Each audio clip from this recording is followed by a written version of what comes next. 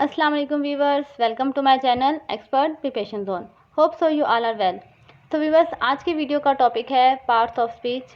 आपने किसी भी फोर्स में अप्लाई किया हो, चाहे वो पाकिस्तान आर्मी है, पाकिस्तान नेवी है या पाकिस्तान एयरफोर्स है, किसी भी फोर्स में आपने अप्लाई किया हो तो उसके इनिशियल टेस्ट में इंग्लिश का पोर्शन जो है वो लाजमी होता है। और उस इंग्लिश के पोर्शन में हमारे पास जो है वो पार्ट्स ऑफ स्पीच के क्वेश्चन होते हैं, वॉइसेस होती हैं, टेंसेस होते हैं, नरेशन, एंटोनियम, सिनोनियम्स, बहुत ज़्यादा।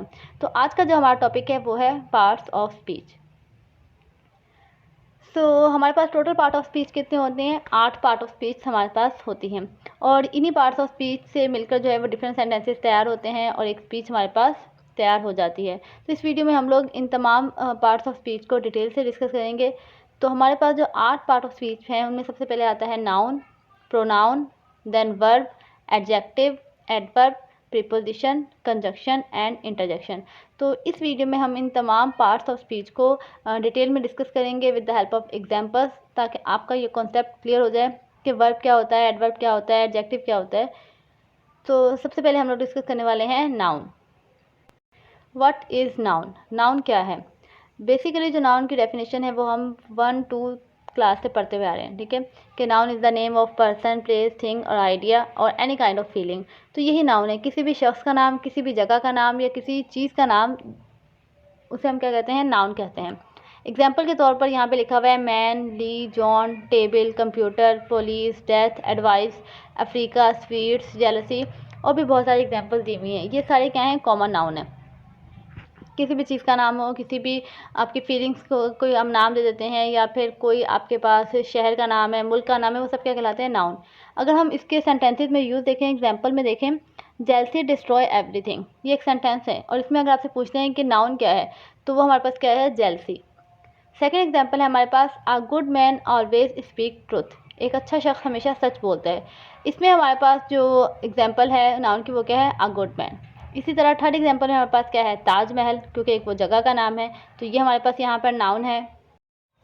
देन हमारे पास फोर्थ एग्जाम्पल है बादशाही mosque is situated in Lahore, तो बादशाही मस्जिद यहाँ पे नाउन है। और लास्ट में है Ayesha will go to the market, तो आयशा यहाँ पे क्या है? एक नाउन है। Next is what is pronoun? Pronoun क्या होता है? The word that is use at the place of noun is called pronoun. ऐसा लफ्ज़ जो हम नाउन की जगह यूज़ करें, यानी नाउन नहीं पता आपको, शख्स का नाम नहीं पता, तो हम उसे कैसे बुलाएंगे? तो बेसिकली प्रोनाउन जो है वो नाउन की जगह पे इस्तेमाल किया जाता है। एग्जाम्पल है इसकी ही, शी, इट, दे, ये सब क्या है? प्रोनाउंस है, क्योंकि हमें नहीं पता कि सामने वाले शख्स का नाम क्या है। वो लड़की है तो शी इस्तेमाल होगा, लड़का है तो ही इस्तेमाल होगा। एग्जाम्पल देखिए, हमारे पास लिखा हुआ है John is an honest man. अगर तो आपको उसका नाम पता है तो आप बोल दोगे जॉन, इसमें जॉन क्या है? नाउन। और सेकंड सेंटेंस में लिखा हुआ है he is a kind hearted person, तो ही बेसिकली क्या है? प्रोनाउन। हमने बार बार नाम नहीं लिया जाता, तो हम उसकी जगह क्या इस्तेमाल कर देते हैं? He, she, it. Third part of speech हमारे पास verb. What is verb? Verb जो है वो बहुत ही ज़्यादा फेमिलियर वर्ड है, हमेशा हर सेंटेंस में आप बोलते हैं, क्योंकि हम नॉर्मली हर काम एक्शन में ही कर रहे होते हैं। तो बेसिकली वर्ब क्या है? एक एक्शन है, एक काम है जो आप काम करते हो। अगर इसकी डेफिनेशन देखी जाए तो लिखा हुआ है the word which express the action of a noun is called verb. It is basically an action a noun perform, यानी ऐसा काम जो एक नाउन परफॉर्म कर रहा है, काम करने वाला जो है वो उस काम को कर रहा है, तो उसे हम बोलेंगे नाउन। कुछ कॉमन एग्जाम्पल दी गई हैं, जैसे कि रीडिंग, रोडेड, विजिट, राइट्स, स्लीपिंग, ये सब क्या है? काम है। और अगर हम इन वर्ब्स को सेंटेंसेस में देखें तो लिखा हुआ है John is writing a letter, और मैं आपसे कहती हूँ कि इसमें वर्ब को आइडेंटिफाई करें, तो यहाँ पर जो काम है वो क्या है? राइटिंग। तो राइटिंग क्या हो जाएगा? वर्ब। सेकेंड सेंटेंस में लिखा हुआ है she is reading a book, वो बुक पढ़ रही है, तो रीडिंग, पढ़ना एक काम है, तो रीडिंग क्या हो जाएगा? वर्ब हो जाएगा। थर्ड में है विल वी विजिट जू, और उसके बाद हमारे पास क्या है? The lion is roaring in the cage, शेर जो है वो अपने पिंजरे में उड़ा रहा है, तो यहाँ पर हमारे पास जो वर्ब होगा वो क्या होगा? Roaring. Fourth part of speech हमारे पास क्या है? एडजेक्टिव। एडजेक्टिव क्या है? तो एडजेक्टिव और एडवर्ब में मोस्टली बच्चे जो है वो कंफ्यूज रहते हैं। तो एडजेक्टिव हमारे पास होता है the word that adds to the meaning of a noun और pronoun, basically qualify the noun और pronoun.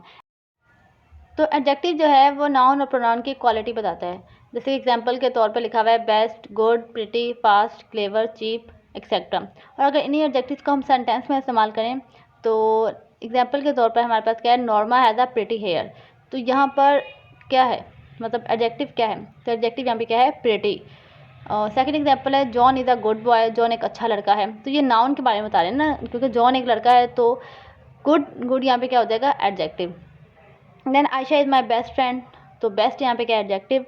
We are the best player of badminton, तो लास्ट में भी बेस्ट क्या है, एडजेक्टिव है। इसके बाद हमारे पास है एडवर्ब। एडवर्ब क्या होता है, तो the word which is qualifies an adjective, a verb और another adverb is known as adverb. तो एडजेक्टिव जो है वो नाउन को क्वालिफाई करता है या नाउन की क्वालिटीज़ बताता है, जबकि एडवर्ब जो है वो एडजेक्टिव को क्वालिफाइज करता है, वर्ब को भी कर सकता है और किसी दूसरे एडवर्ब को भी कर सकता है। अगर आप इसकी एग्जांपल देखें तो हमारे पास लिखा हुआ है द मैन रन स्लोली, तो एक आदमी जो है वो स्लोली रन कर रहा है। तो इसमें जो स्लोली है वो किस चीज़ को रिप्रेजेंट कर रहा है, आदमी को या रन को।